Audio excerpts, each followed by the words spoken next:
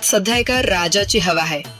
30,000 रुपये खिशात असून बी खरेदीदारांना रिकाम्या हातानं परतायची वेळ आली आहे. अंगावर चांद आणि नशिबात योग.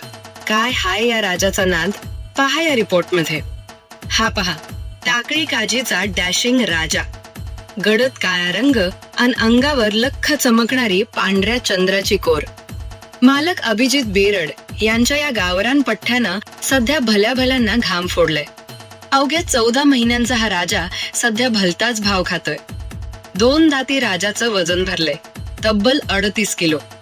याचं रूप बघून आतापर्यंत कित्येक व्यापारी येऊन गेले.